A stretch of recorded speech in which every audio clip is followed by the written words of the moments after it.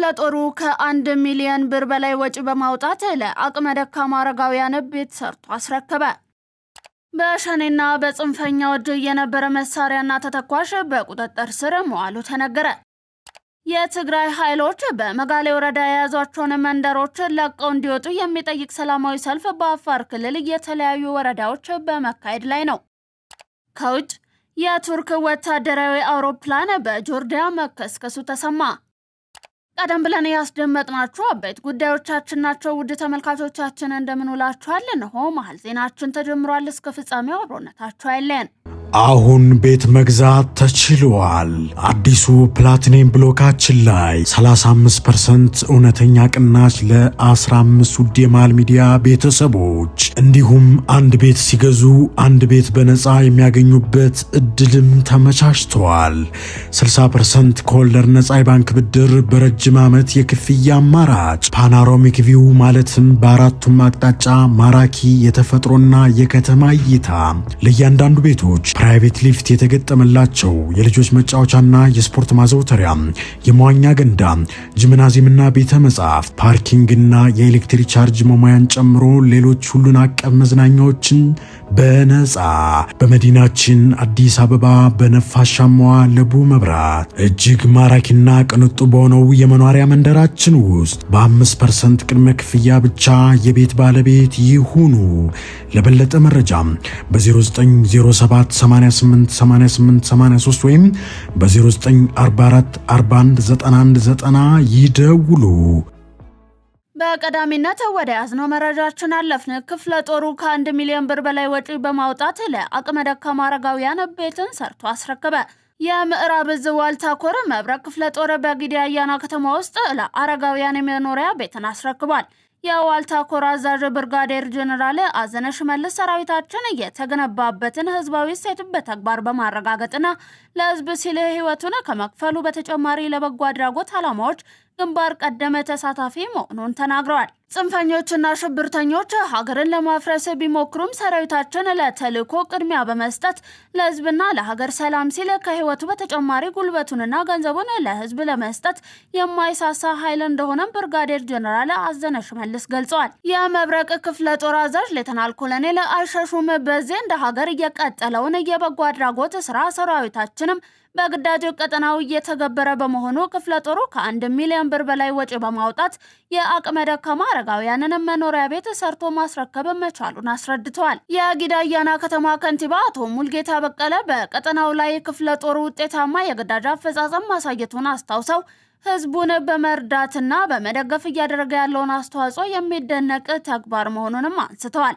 መኖሪያ ቤት እየተሰራላቸው አረጋውያን ወይዘሮ ትርሴ አዱ ክብር ለጀግናው ሰራዊታችን ይሁንና ዳግም እየተወለድኩ ያህል ነው የተሰማኝ፣ ስለተደረገልኝ ድጋፍ ሁሉ አመሰግናለሁ ብለዋል።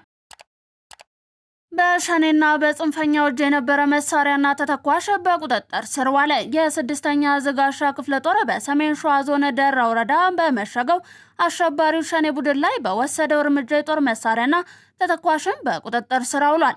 የጋሻ ክፍለ ጦር አዛዥ ሌተናል ኮሎኔል ጌትነት ተድላ ክፍለ ጦሩ በተሰማራበት የግዳጅ ቀጠና የአካባቢውን ሰላም ለማደፍረስ እየተንቀሳቀሰ ባለው አሸባሪው የሸኔ ቡድን ላይ በወሰደው እርምጃ የሽብር ቡድኑ ከፍተኛ አመራር የሆነው ጃሊላሞን ጨምሮ ግብረ አበሮቹ መደምሰሳቸውንና ተተኳሾችና የጦር መሳሪያ በቁጥጥር ስር መዋል መቻሉን ተናግሯል። በተመሳሳይ በደቡብ ወሎ ዞን ወረባቦ ወረዳ የሚገኘው ክፍለ ጦር ለጽንፈኛው ቡድን የሕክምና መስጫ መድኃኒቶችን ጨምሮ መሳሪያዎችንና ተተኳሾችን በቁጥጥር ስር መዋሉን በቀጠናው የሚገኘው ክፍለ ጦር አዛዥ ገልጸዋል።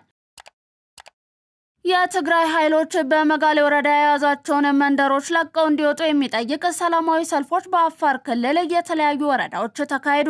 የትግራይ ጸጥታ ኃይሎች በአፋር ክልል በመጋሌ ወረዳ ቶንሳ ቀበሌ የከፈቱትን ጥቃት የሚያወግዙና ቡድኑ የያዛቸውን መንደሮች ለቆ እንዲወጣ የሚጠይቁ የተቃውሞ ሰልፎች በተለያዩ የክልሉ አካባቢዎች ላለፉት 2 ቀናት መካሄዳቸውን ነዋሪዎችና አመራሮች ለአዲስ ስታንዳርድ ገልጸዋል። ለደህንነታቸው በመስጋት ስማቸው እንዳይጠቀስ የጠየቁ በመጋሌ ወረዳ ቶንሳ ቀበሌ ነዋሪ የሆኑት አንድ ግለሰብ የህወሓት ታጣቂዎች በአወረ ካርፋቱ፣ ሚልኪ ሚላ፣ ዋርቃ ዶያና ቀላ ጎቤ መንደሮችን ተቆጣጥረው እንደሚገኙ ለአዲስ ስታንዳርድ ገልጸዋል። በዚህም በርካታ ነዋሪዎች ቀያቸውን ለቀው ለመውጣት መገደዳቸውን የገለጹት ነዋሪው በአሁኑ ሰዓት አብዛኛው የመንደሮቹ ነዋሪዎች ቀን በጠራራ ፀሐይ፣ ማታ ደግሞ በብርድ ምክንያት ለከፍተኛ ችግር መዳረጋቸውን ገልጸዋል። ይህንን ተከትሎ ነዋሪዎቹ ሰኞ ህዳር 1 ቀን 2018 ዓ.ም ህወሓት ከያዛቸው ቦታዎች ለቆ እንዲወጣና ተፈናቃዮች ወደ ቦታቸው እንዲመለሱ የሚጠይቁ ሰልፎች መካሄዳቸውን ጠቁሟል። በአፋር ክልል የሚገኙ አንድ የሰብአዊ እርዳታ ምንጭ ጥቃት መፈጸሙን በመግለጽ በጥቃቱ በአብዛኛው ሴቶችና ህጻናት የሆኑ 18000 የሚጠጉ ሰዎች መፈናቀላቸውን ጠቅሰው እርዳታ የማግኘት ተስፋቸውም አነስተኛ መሆኑን ለኤፍፒ ተናግረዋል። ኢትዮጵያ ከ50,000 በላይ ተሳታፊዎች የሚታደሙበትን ጉባኤ እንድታስተናግድ ተመረጠች። ኢትዮጵያ ከ2 ዓመት በኋላ የሚካሄደውን የዓለማችን ዋነኛውን የተባበሩት መንግስታት ድርጅት የአየር ጸባይ ለውጥ ጉባኤን እንድታስተናግድ ብራዚል ውስጥ እየተካሄደ ባለው የዘንድሮ ስብሰባ ላይ ተመርጣለች። ኮፕ በመባል የሚታወቀውንና በየዓመቱ ከሚካሄደው የአየር ጸባይ ለውጥ ጉባኤ በአውሮፓውያኑ 2027 የሚደረገውን ኮፕ 32 ኢትዮጵያ እንድታስተናግድ የተመረጠችው ናይጄሪያን በመብለጥ ነው። ኮፕ የሚለው ስያሜ ኮንፈረንስ ኦፍ ፓርቲስ የሚሉት ቃላት ምህጻረ ቃል ሲሆን በተባበሩት መንግስታት ድርጅት የአየር ጸባይ ለውጥ ስምምነት ማዕቀፍ ስር የሚካሄድ የዓለማችን ዋነኛው የአካባቢ ጥበቃ ጉባኤ ነው። በጉባኤው ከአሜሪካ በስተቀር በመላው የዓለም ሀገራትና ሌሎች በ10 ሺዎች የሚቆጠሩ ተሳታፊዎች የሚታደሙ ሲሆን ወሳኝ ድርድሮችና ስምምነቶች የሚደረሱበትም ነው። ይህ ዓመታዊ ጉባኤ መካሄድ የጀመረው በአውሮፓውያኑ 1992 የአየር ጸባይ ለውጥ የዓለማችን ስጋት መሆን በመንግስታቱ ድርጅት ተቀባይነት አግኝቶ ከስምምነት ከደረሰ በኋላ ነው። ኢትዮጵያ ይህንን ጉባኤ ለማዘጋጀት መመረጧ በጉባኤው አጀንዳ ላይና በማብቂያው ላይ በሚተላለፉ ውሳኔዎች ላይ ከፍተኛ ሚና እንዲኖራት እንደሚያደርግ የሮይተርስ ዘገባ ያመለክታል። በውጭ ሀገር የሚኖሩ ዜጎችን መብትና ጥቅም ለማስከበር በትብብር የተከናወኑ ተግባራት ውጤት እያስመዘገቡ መሆኑን በተለያዩ ሀገራት የሚገኙ የኢትዮጵያ ኤምባሲዎች ገለጹ። የውጭ ጉዳይ ሚኒስቴር ሰሞኑን ባወጣው መግለጫ በተለያዩ ሀገራት በአስቸጋሪ ሁኔታ ውስጥ ይኖሩ የነበሩ ኢትዮጵያውያንን ወደ ሀገራቸው የመመለሱ ስራ ተጠናክሮ መቀጠሉን መግለጹ ይታወቃል። ሚኒስትሩ በመግለጫው ባለፉት 4 ዓመታት በመካከለኛው ምስራቅ አፍሪካ፣ ማይናማርና የእስያ ሀገራት በአስቸጋሪ ሁኔታ ውስጥ ይኖሩ የነበሩ ከ500,000 በላይ ዜጎች ወደ ሀገራቸው እንዲመለሱ መደረጉን ጠቁሟል። በዚምባብዌ የኢትዮጵያ ባለሙሉ ስልጣን አምባሳደርና በሞሪሸስ፣ በዛምቢያ፣ በምስራቅና ደቡብ አፍሪካ ሀገራት የጋራ ገበያ ኮሜሳ የኢትዮጵያ ተጠሪ ሪሺድ መሐመድ ለኢትዮጵያ ዜና አገልግሎት እንዳሉት የኢትዮጵያ ውጭ ዲፕሎማሲ ከሚያተኩርባቸው ጉዳዮች አንዱ የዜጎችን ክብርና መብት ማስጠበቅ ነው። ኤምባሲው ዜጎች ችግር ሲያጋጥማቸው የመከታተልና የመፍታት ስራዎችን ሲያከናውን መቆየቱንም አጠናክሮ እንደሚቀጥል ተናግሯል። በአስቸጋሪ ሁኔታ ውስጥ ያሉ ዜጎችን ከባለድርሻ አካላት ጋር በመተባበር ለመመለስ እየተሰራ መሆኑንም አስታውቋል። ባለፈው ዓመት 1000 የሚጠጉ ዜጎችን ወደ ሀገር ቤት መመለስ መቻሉን ጠቅሰው ኤምባሲው ፓስፖርት የማደስ መረጃ ማረጋገጥና ተያያዥ ስራዎችን እያከናወነ መሆኑንም ተናግሯል። በባህሬን የኢፌዴሪ ቆንጽላ ጄኔራል ጽህፈት ቤት ቆንጽል ጄኔራል አምባሳደር ሽፈራው ገነቲ ሁለቱ ሀገራት የስራ ስምሪት ስምምነት ባይኖራቸውም የዜጎች ክብርና ጥቅም እንዲከበር ከሚመለከታቸው ሀገራት ጋር እየተሰራ ነው ብለዋል። በዚህም በተለያየ ምክንያት ለእስር የተዳረጉ ዜጎች ነጻ የህግ አገልግሎት እንዲያገኙና ዜጎች በህጋዊ መንገድ እንዲንቀሳቀሱና በነጻነት እንዲሰሩ አስፈላጊውን ሁሉ ማድረግ መቻሉንም ገልጸዋል።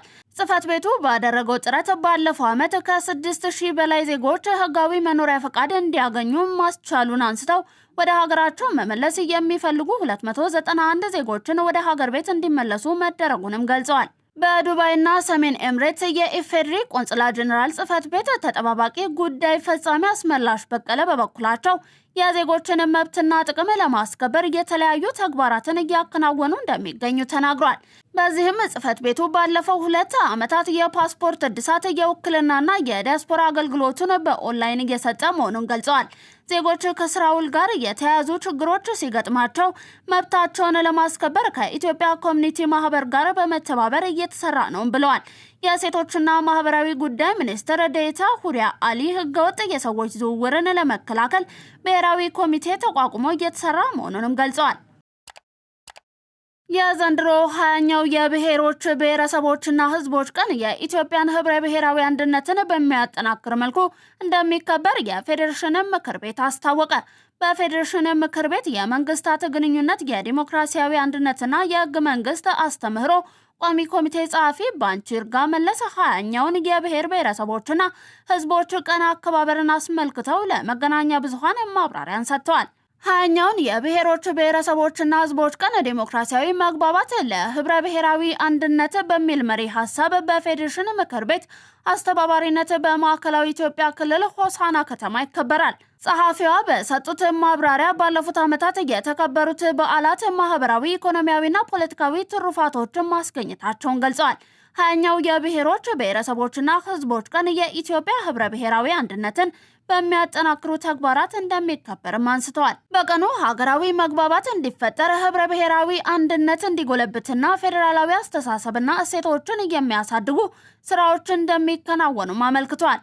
በዓሉ ከህዳር 1 ጀምሮ በሁሉም ክልሎች ከተማ አስተዳደሮች፣ የትምህርት ተቋማት እንዲሁም በኢትዮጵያ ኤምባሲዎች ሲከበር ቆይቶ ማጠቃለያው በማዕከላዊ ኢትዮጵያ ክልል ሆሳና ከተማ ይከናወናል ነው ያሉት። በዚህም ህዳር 25 የወንድማማችነት ቀን በሚል የሚከበር ሲሆን ዕለቱ አብሮነትን የሚያጎለብቱ ስራዎችን በማከናወን ይከበራል ብሏል። ህዳር 26 የአብሮነት ቀን በሚል፣ ህዳር 27 የማዕከላዊ ኢትዮጵያ ክልል ቀን፣ ህዳር 28 የምክክር ቀን እንዲሁም ህዳር 29 የኢትዮጵያውያን ቀን በሚል ዋናው በዓል የሚከበርበት መሆኑን የቋሚ ኮሚቴው ጸሐፊዋ አመልክተዋል።